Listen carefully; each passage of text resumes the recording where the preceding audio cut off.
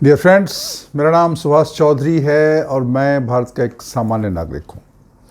आज का वीडियो बहुत ही इम्पोर्टेंट है हमारे सीनियर सिटीज़न फ्रेंड्स के लिए, बुज़ुर्गों के लिए, दोस्तों के लिए और यंग लोगों के लिए भी, उनके लिए जो खासकर इस चीज़ में इंटरेस्टेड हैं कि वो लंबा जीना चाहते हैं, स्वस्थ जीना चाहते हैं, हेल्दी रहना चाहते हैं। देखिए क्या होता है ना, शरीर जो है ना आपको सिग्नल देना शुरू करता है। अगर कोई बीमारी होने वाली होती है तो उसके सिग्नल आपको पहले से मिलने लगते हैं। जैसे किसी को हार्ट की प्रॉब्लम है तो आप देखोगे उस सीढ़ी चढ़ने में उसको प्रॉब्लम होगी, सांस फूल जाएगी, चेस्ट में पेन होता है। ये क्या सिग्नल है, संदेश है। और जो होशियार आदमी होते हैं उस संदेश को समझते हैं और उसको फिर चेक कराते हैं और अपने इलाज करा के ठीक हो जाते हैं। इसी तरीके से जो हेल्दी लोग होते हैं, जो स्वस्थ लोग होते हैं, उनका भी एक बॉडी ना एक सिग्नल देता है, एक संदेश देता है, एक मैसेज देता है। और अगर आप उस मैसेज को समझ सकते हैं तो आपको पता रहेगा कि आप हेल्दी हैं और आप, ईश्वर की अगर कृपा रही तो आप अच्छा लंबा जीवन जिएंगे और स्वस्थ रहेंगे, प्रसन्न रहेंगे। ठीक है, तो आज हम बात करेंगे ऐसे 5 सिग्नल की, ऐसे 5 साइंस की, ऐसे 5 मैसेज की, ऐसे 5 निशानी की जो शरीर आपको देता है। आप समझ रहे हैं ना, आपके बॉडी में वो चीज़ दिखेगा और अगर उसको पहचानेंगे तो आपको पता लगेगा कि मेरी क्या औकात है, मेरी क्या पोजीशन है। अगर ये 5 सिग्नल, ये 5 संदेश, ये 5 चीज़ें आपके शरीर में उपलब्ध हैं, आपके बॉडी में, आपके पर्सनालिटी में है, इसका मतलब कि आप लंबी रेस के खिलाड़ी हो। और अगर सब ठीक रहा और जो आपका रूटीन चल रहा है अगर उसको आप चालू रखेंगे, उसे हिसाब से चलते रहेंगे, तो संभवतः आप 100 पार जाएंगे। तो ये पॉजिटिव बात है। और अगर ये नहीं है, ये अगर सिग्नल आपके बॉडी में नहीं है तो आपको सचेत होना है, मतलब आप में कुछ प्रॉब्लम है, आपको हेल्थ पर ध्यान देना है, हेल्थ चेकअप करना है, अपनी ताकत को आजमानी है और ये देखना है कि हम क्या करें कि ये चीज़ें ठीक हो जाए। एक चीज़। दूसरी चीज़, आप में अगर ये सिग्नल है, ये संदेश है, ये मैसेज है जो मैं बताने जा रहा हूँ, 5 चीज़ें आप देखते हो आप में तो है वो, लेकिन किसी टाइम में अगर आपने केयरलेसनेस दिखाई, आप जो है अगर आज हेल्दी हैं, आज आप फिट हैं, ये आपके पहले किए हुए कामों का प्रतिफल है। ठीक है ना, ज़िंदगी में कुछ भी ऐसे नहीं होता, ऐसे हवा में नहीं होता, कुछ हो जाता है। अगर कोई इंसान बहुत फिट है, इसका मतलब आप मान लीजिए, भले बोले ना बोले, बहुत लोग नहीं बताते हैं, उसने मेहनत की है, उसने अच्छा हेल्दी खाना खाया है, उसने एक्सरसाइज किया है, वो जिम गया है, वो योगा करता है होगा, वो वॉक करता होगा, वो अच्छी नींद लेता होगा, निश्चित करता होगा। वो भले ही बताए ना बताए, आप उसको करते देखो नहीं देखो, लेकिन in the background he must be doing something which you may not aware, may be aware। आपको हो सकता है पता हो, आपको पता ना हो, क्योंकि जैसे बुरे काम का बुरा नतीजा अच्छे काम का अच्छा नतीजा है। तो अच्छी चीज़ें करेंगे तो अच्छी चीज़ें होंगी, शरीर के साथ अच्छा करेंगे तो अच्छा रहेगा, आप अगर अच्छा नहीं करेंगे तो अच्छा नहीं रहेगा। अगर आपका, और ये नॉर्मली 65, 67, 68, 60, 65 तक, 60 तक तो आप ऐसे भी खींच लोगे, लेकिन व्हेन यू क्रॉस 65, 67, 68, उसके बाद भी अगर ये चीज़ें आप में हैं तो आप समझिए आप ताकतवर हैं, आप लंबी उम्र के खिलाड़ी हैं, आप 100 पार जाओगे अगर सब ईश्वर की कृपा रही और आपने अपना मेंटेन किया। तो वो कौन सी ऐसी चीज़ें हैं? देखिए 68 के बाद, 68, 68, 69, 67, उसके बाद बॉडी सिग्नल देना शुरू करता है और इससे आपको पता चलेगा कि क्या है। सबसे पहली चीज़ ध्यान दीजिए, सबसे पहली चीज़ ग्रिप स्ट्रेंथ। ये आपको कोई नहीं बताएगा।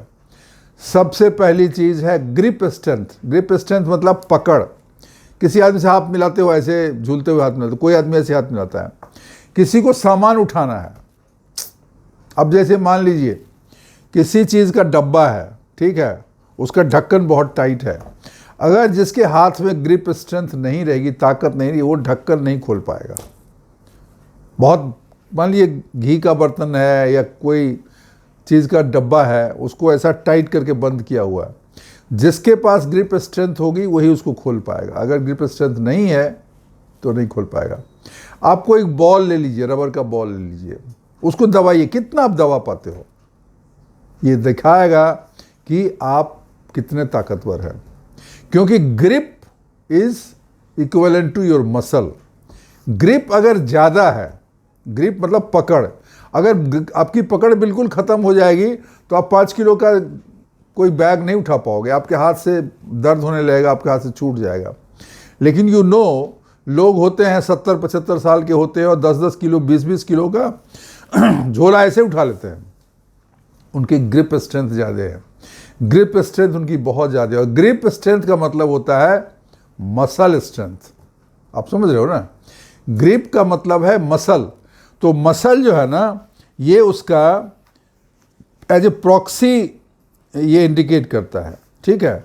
तो आप अपना ग्रिप स्ट्रेंथ चेक करिए। अगर आपकी ग्रिप स्ट्रेंथ अच्छी है, आप अगर चीज़ों को उठा पाते हो, उठा के चल पाते हो, किसी डब्बे को खोल सकते हो, किसी चीज़ को दबा सकते हो बाजुओं से, तो इसका मतलब आपकी ग्रिप स्ट्रेंथ अच्छी है। ग्रिप स्ट्रेंथ अच्छी है मतलब आपका मसल जो है स्ट्रॉन्ग है, बॉडी का, हाथ का, पैर का, सब आपका। क्योंकि ये एक चीज़ नहीं होता है, हाथ का मसल बनेगा और पैर का नहीं बनेगा, ऐसा नहीं होगा। जब आदमी एक्सरसाइज करता है, योगा करता है, वेट एक्सरसाइज करता है, जिम में जाता है, तो उसके सारे बॉडी का बनता है। तो पहला इंडिकेशन। दूसरा बैलेंसिंग। 68-70 साल में ना आदमी ऐसे थोड़ा सा एज हो जाता है उसको, बहुत लोगों का बैलेंस नहीं होता। बैलेंस को कैसे चेक करेंगे? एक पैर पे खड़े हो जाइए, एक पैर पे खड़े हो जाइए। अब एक पैर पे खड़े होने का मतलब ये नहीं कि ऐसे पैर उठा लिया ऐसा रख दिया, नहीं। एक पैर पे खड़े होके कम से कम 10 सेकेंड, 10 सेकेंड्स मिनिमम क्या आप खड़े रह सकते हो, या आपका पैर गिर जाता है, या आप ढुलमुल होके कहीं गिरने लगते हो, क्या है। अगर आप अपने एक पैर पे खड़े हो जाते हो और ऐसे खड़े रहते हो, ठीक है ना, बिना किसी सहारे, बिना किसी चीज़ को पकड़े हुए, इसका मतलब आपकी बैलेंसिंग अच्छी है, आपकी बॉडी की बैलेंस अच्छी है। कोशिश आपको ये करना है कि एटलीस्ट आपको 30 सेकेंड्स तक आपको एक पैर पे खड़े होने की पोजीशन में होने चाहिए। मतलब एक पैर पे खड़े हो गए, जैसे वृक्षासन होता है, ताड़ासन होता है, ये सब आसन है। अभी वृक्षासन में एक पैर पे क्या होता है, एक पैर खड़ा रहता है और दूसरा पैर उस पैर में सटा रहता है। आप योगा के किसी बुक में गूगल से देख लीजिएगा, तो वृक्षासन है। तो अगर कोई 30 सेकेंड से ज़्यादा कर सकता है, इसका मतलब उसकी ताकत बहुत ज़्यादा है। और ताकत ज़्यादा है का मतलब ये है कि उसकी मॉर्टिलिटी चांस कम है, मतलब उसके मरने के चांस कम है ठीक है ना। सो ग्रिप स्ट्रेंथ हो चाहे ये आपका बैलेंसिंग हो, इट्स नॉट ओनली बैलेंसिंग और ग्रिप और मसल, इट्स योर मोर्टेलिटी लो है, मतलब वो रहेगा, वो ताकत, उसके पास ताकत है, उसको बैलेंस करके चलना आता है, उसका बॉडी बैलेंस्ड है। तो ये जो है दूसरा टेस्ट है।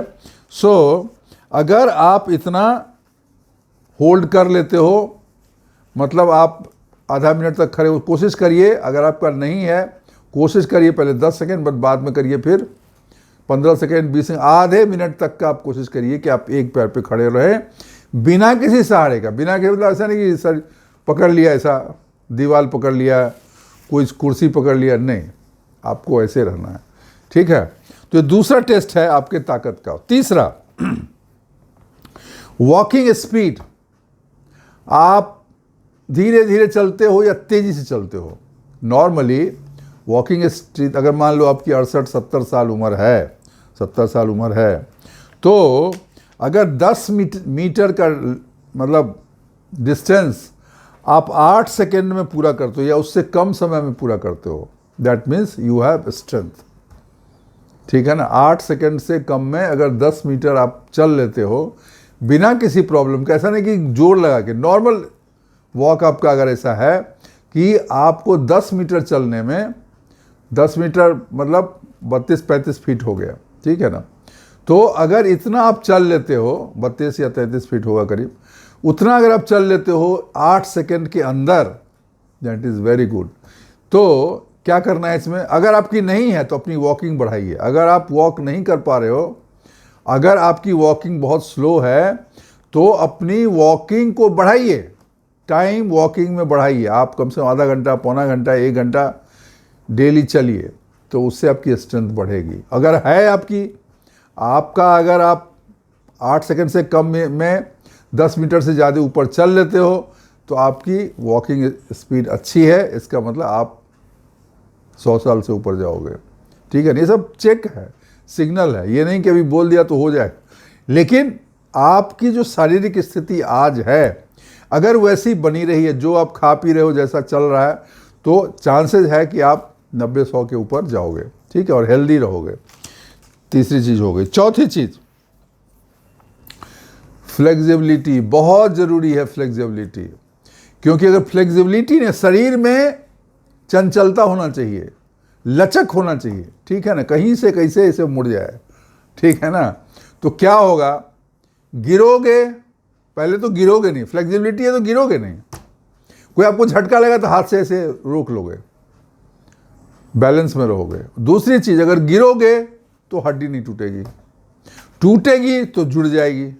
तो ये फ्लेक्सिबिलिटी बहुत इंपॉर्टेंट है। और फ्लेक्सिबिलिटी के लिए बहुत सारे योगाभ्यास हैं। सबसे बड़ा उसका है वॉक के अलावे बहुत सारे योगासन हैं जिसमें कि शरीर में लचीलापन लाने के लिए एक्सरसाइज कराए जाते हैं। ठीक है, और बोन है, बोन सबसे इंपॉर्टेंट तो बोन है। बोन की डेंसिटी अच्छी होनी चाहिए, बोन डेंसिटी अच्छी होनी चाहिए, हड्डी मजबूत होना चाहिए। उसके लिए शरीर में आपके बोन डेंसिटी अच्छे होने के लिए कैल्शियम का आपको प्रयोग ज़्यादा करना चाहिए। कैल्शियम दूध में होता है और भी चीज़ों में होता है, तो कैल्शियम आपको होना चाहिए। बुढ़ापे में हड्डी बहुत इंपॉर्टेंट है, तो इसके लिए आपको हड्डी को मजबूत करना चाहिए और बहुत सारे एक्सरसाइज, वॉक, योगाभ्यास करना चाहिए जिससे कि आपकी बॉडी में फ्लेक्सिबिलिटी हो। लेकिन अगर आपके बॉडी में ऑलरेडी अच्छी फ्लेक्सिबिलिटी है तो इसका मतलब है कि आप लंबी उम्र तक चलोगे। क्योंकि फ्लेक्सिबिलिटी अगर रहेगी तो इसका मतलब है कि आपकी आर्टेरियल इलास्टिसिटी अच्छी है। मतलब आर्टरी जो है ना, आर्टरी जिससे ब्लड सर्कुलेट होता है, उसकी इलास्टिसिटी मतलब वो ऐसे दब सकता है। ठीक है ना, स्टिफ नहीं है। इलास्टिक होना मतलब नॉन स्टिफ। तो अगर कोई नॉन स्टिफ है तो खून का अगर ज़्यादा ज़रूरत पड़ गया तो ऐसा फैल जाएगा, खून थोड़ा कम चाहिए तो ऐसा नीचे हो जाएगा। लेकिन अगर आपकी आर्टरी की फ्लेक्सिबिलिटी नहीं है, इसका मतलब आपके आर्टरी की इलास्टिसिटी कम है। इलास्टिसिटी कम का मतलब ये हुआ कि अगर ऐसा है तो ऐसे ही रहेगा, जैसे थोड़ा सा बढ़ेगा। लेकिन ब्लड का रिक्वायरमेंट ज़्यादा हुआ तो ये इस पर स्ट्रेस पड़ेगा और ब्लड पास नहीं कर पाएगा प्रॉपरली। और ब्लड अगर पास नहीं कर पाएगा तो क्या होगा, हार्ट को ब्लड नहीं मिलेगा, ब्रेन को ब्लड नहीं मिलेगा, तो क्या होगा, ब्रेन का फंक्शनिंग अफेक्ट होगा, तो ब्रेन हैमरेज हो सकता है। हार्ट का फंक्शन अफेक्ट होगा तो हार्ट अटैक हो सकता है। आप समझ रहे हैं ना। तो आर्टेरियल इलास्टिसिटी बढ़ने के लिए आपका आर्टरी में फ्लेक्सिबिलिटी होना चाहिए। और आर्टरी में फ्लेक्सिबिलिटी सिर्फ आर्टरी से नहीं होगा, पूरा बॉडी में फ्लेक्सिबिलिटी होनी चाहिए। इसके लिए ऐसे एक्सरसाइजेज करना चाहिए, क्योंकि अगर इलास्टिसिटी नहीं रहेगी तो आपका ब्लड प्रेशर और हार्ट हेल्थ अफेक्ट करेगा। ठीक है, तो ये हो गई चौथी चीज़, फ्लेक्सिबिलिटी। अगर फ्लेक्सिबिलिटी अच्छी है फिर कोई टेंशन नहीं, आप करते रहो बस, कोई दिक्कत नहीं। आर्टेरियल इलास्टिसिटी आपकी बनी हुई है, फ्लेक्सिबिलिटी आपकी बनी हुई है, ब्लड प्रेशर आपका नॉर्मल रहेगा, हार्ट का फंक्शनिंग ठीक रहेगा, शुगर कंट्रोल में रहेगा, सब सही रहेगा। तो ये चौथा टेस्ट है जो आपको करना चाहिए, देखना चाहिए कि मेरे शरीर में लचीलापन है कि नहीं है। और पहले जो हमने बताया 2-3 उसका टेस्ट में बताया, उसको भी टेस्ट करके देखिए कि आप कैसा है आपका। और पांचवी चीज़ वेरी इंपॉर्टेंट, ठीक है ना, साइकोलॉजिकल एज एंड माइंडसेट। आपको क्या लग रहा है, मन में क्या लग रहा है, मन में आपको बूढ़ा लग रहे हो या मन में जवान है। अगर आपको मन में ही बूढ़ापा आ गया, अरे मैं अब रिटायर हो गया, अभी मैं बूढ़ा हो गया, मैं क्या करूँगा यार, कोई कुछ बोला चलिए वहाँ ये काम कर, अरे रहने दो यार, मैं बूढ़ा हो गया, अभी मैं रिटायर्ड हो गया, मैं एजेड हो गया, मैं बूढ़ा। ये जो सोच है ना, तो आप अगर जैसे बोलते हैं कि अगर कोई चीज़ बार बार बोलो तो ईश्वर वही कर देता है। तो आपको रोज़ बोलोगे मैं बूढ़ा हूँ, मेरे से कुछ होगा नहीं, तो भगवान आपको सही में बूढ़ा कर देगा और आपसे सही में कुछ नहीं होगा। लेकिन अगर आप बोलते हो नहीं मैं फिट हूँ यार, मैं यंग हूँ, मैं जवान हूँ, एज थोड़ा है लेकिन दिल तो जवान है, करने का जज्बा तो है, जोश तो है, ज़िंदगी जीने का शौक़ तो है, तो ये रहने से, मतलब ये पॉजिटिव अप्रोच रहने से आपकी एज बढ़ जाती है। ये बहुत बड़ा कारण है। एक तो ये हो गया, आप अपने को कम उम्र का समझते हो या बूढ़ा समझते हो। अगर आपके मन में उम्र आपकी तो जो है वो है, बायोलॉजिकल एज जो है वो है, आपको पता है, लेकिन उसके बाद भी आपके मन में अगर जवानों जैसा उत्साह है काम करने के लिए, ज़िंदगी को जीने के लिए, तो आप ज़िंदगी को जियोगे और लंबे समय जियोगे। पहली चीज़।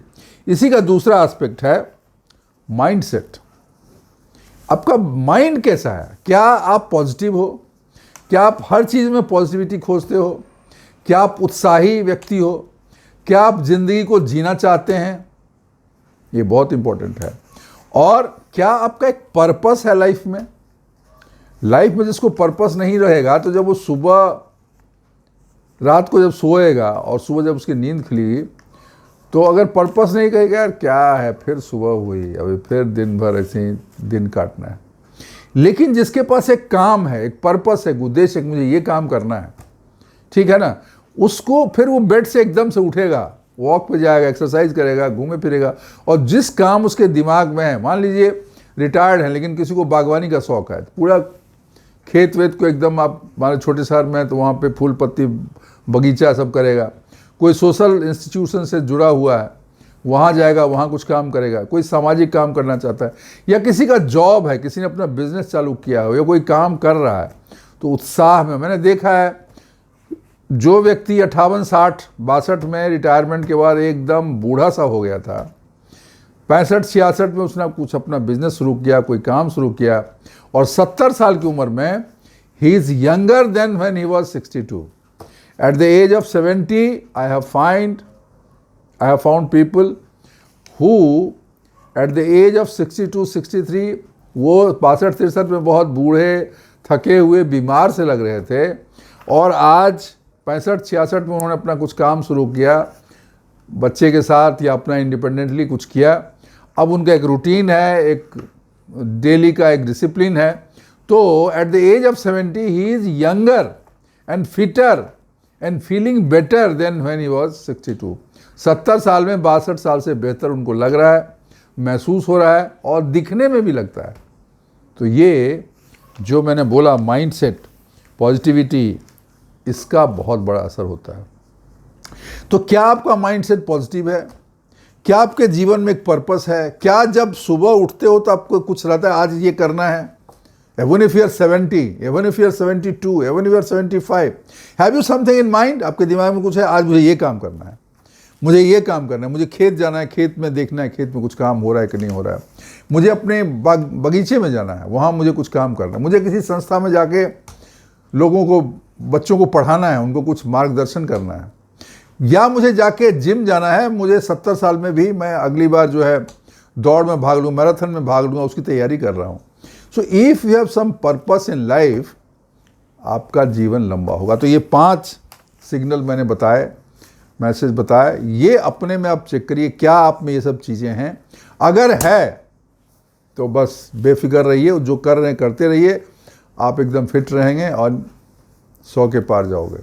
अब 5 ऐसी चीज़ें मैं आपको बताने जा रहा हूँ कि ये अगर 5 है, लेकिन अगर आपने इन 5 चीज़ों को किया तो ये जो फ़ायदा है वो नुकसान में बदल जाएगा। लेकिन आज की तारीख में आप ठीक हो, लेकिन कल की तारीख में आप में डाउनफॉल आएगा, और सडनली आपके जो है ना पोटेंशियल, आपको जीने की जो है, मतलब जो क्षमता है, खुश रहने की जो क्षमता है, वो कम हो जाएगी। पहला, प्रोलॉन्ग सिटिंग, बैठे हुए हैं आप, सुबह आधा घंटा तो टहल लेते हो, लेकिन उसके बाद दिन भर बैठे रहते हो घर में, तो वो 10 घंटा बैठे रहते हो, 12 घंटा बैठे रहते हो, और आधा घंटा सुबह टहलते हो, उससे काम नहीं होगा, वो उसको कंपेंसेट नहीं करेगा। तो आपको सीडेंटरी लाइफ नहीं चाहिए, आपको कुछ हरकत करते रहिए, घूमते फिरते रहिए, पार्क में चले जाइए, किसी यहाँ मिलने चले जाइए, थोड़ा मूव करिए, कुछ काम कर लीजिए, घर का कुछ काम कर लीजिए, परिवार का कुछ काम करिए, अपना कुछ काम कर लीजिए। सो प्रोलॉन्ग सिटिंग अगर आपकी रहेगी तो आपकी लॉन्जेटिविटी रहेगी, आप 65-68 साल में आपके लॉन्जेविटी थी, लेकिन अपने आदत की वजह से, अपने आलस की वजह से आपने उस फायदे को खो दिया। तो फिर कुछ नहीं, फिर मेरा कोई वादा नहीं है, मेरी कोई गारंटी नहीं है फिर, ठीक है ना। तो ये चीज़ है। दूसरा, सोते नहीं हो, चिंता में पड़े हो, रात में 11, 12, 1 बजे सोते हो और सुबह फिर आपको 8 बजे 9 बजे तक सोए ही रहते हो और नींद होती नहीं, करवटें बदलते रहते हो, तो ये भी आपके लिए प्रॉब्लम है। क्योंकि नींद जो है ना वो बहुत ज़रूरी है, क्योंकि आपका जो बॉडी में मेटाबॉलिक वेस्ट है ना, शरीर की जो गंदगी है, टॉक्सिक थिंग्स है, उसको फ्लश आउट करने के लिए आपको अच्छी नींद चाहिए, ताकि शरीर से जितनी भी गंदगी है निकल जाए। उसके लिए इंसान जब सोया रहता है तभी वो एक्टिविटीज़ होती है, पहली चीज़। दूसरी चीज़, जब आप गहरी नींद में रहते हो तो आपके नए सेल्स बनते हैं, आपकी जो इम्यूनिटी है वो बढ़ती है, नए सेल मतलब नया जीवन।